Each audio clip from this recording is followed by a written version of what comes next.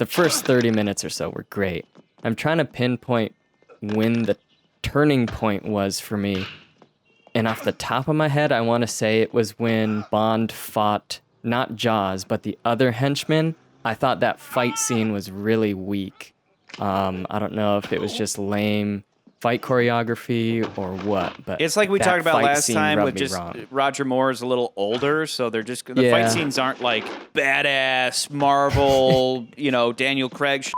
They're Yeah, like that makes sense. and even when he's fighting Triple X's guys, Boris and Vlad or whatever. Mhm. And it's old school fighting, and it's like watching Obi-Wan Kenobi and Darth Vader go at it in the original Star Wars. It's like Yeah. it's like it has its charm, but it hasn't reached badass levels because that just didn't exist yet. Because it just wasn't important. It was more about like being.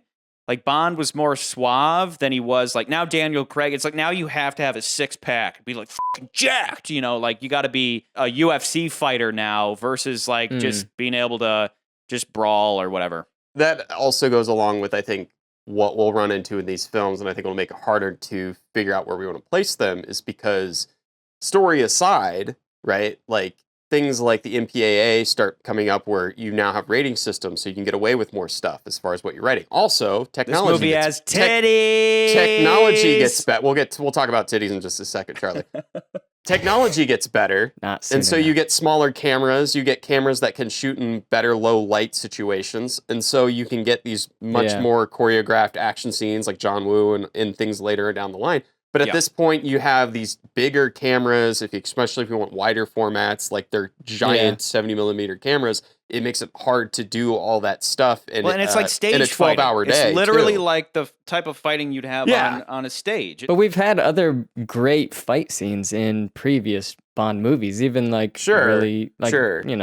No from Rush But those are also in stage really settings where you're not out on a location. That also makes a huge difference. When you're on location doing fighting, it's a different situation. So like Nance, imagine you have like, what did we say from Rush with Love? They spent a week or something on that fight scene that they could do on this train set versus I think they shot on location at the pyramids, right? So it's like, we have a couple of hours. So like, just cover it in a wide shot. Like, fuck it. Just a couple of different angles. They don't have a week to shoot at the pyramids. They have a couple of hours for a day, maybe two. I don't know how long they did it. And there's an importance level, right? Like that fight with Jaws, important. That fight with Red Grant, important.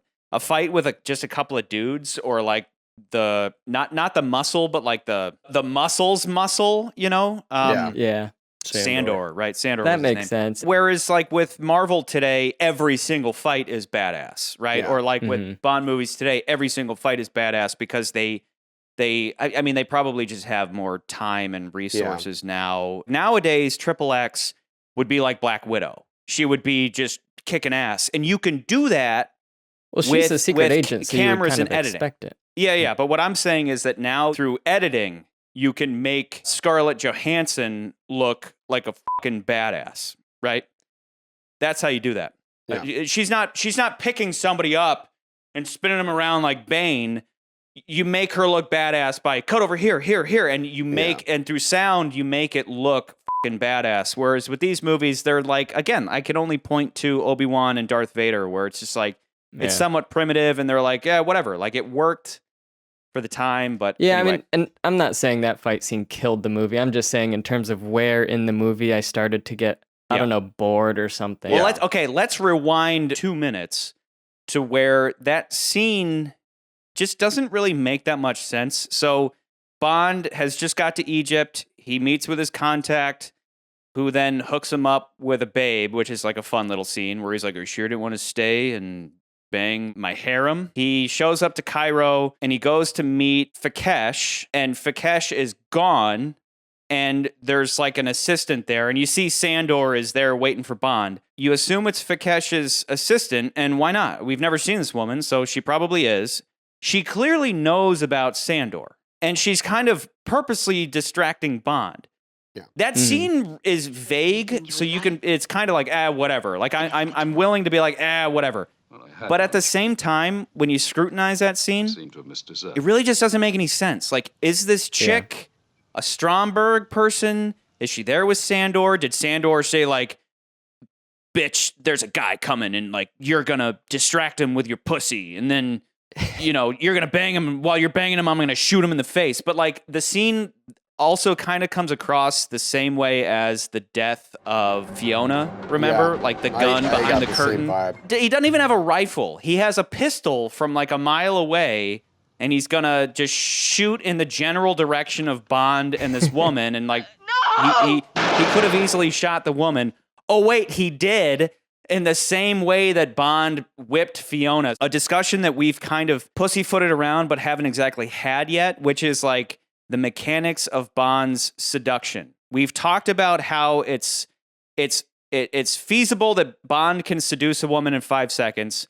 It can be more fun when a woman makes him work for it. So like you have the difference between like Pussy Galore, who made him work for it, Fiona, who made him work for it but didn't flip.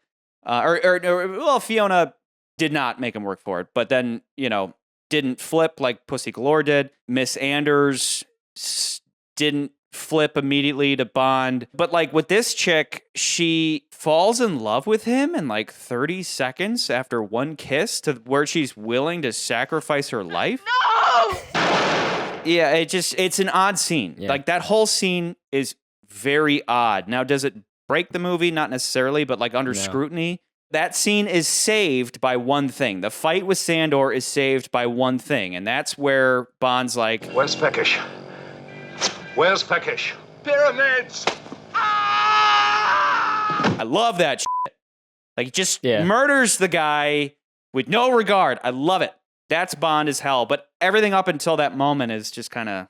I would say that scene is the weakest, maybe one of the weaker parts of the film, and I agree with you, Nanza. It might be where, I was tired today watching the film, and I was probably like, that was the moment where I was like, I'm going to go take a little nappy nap before I finish the rest of this movie. That's probably around that moment when I got tired. But I will say that is also one of the least memorable moments of this movie, and I think when you look at the movie as a whole, this movie has more memorable moments, which I wanted to actually get to real quick. I have plenty more praises to sing about this movie. I'm putting it down at the bottom, but I was initially thinking higher, and I could definitely be swayed higher. I just think this is a much better movie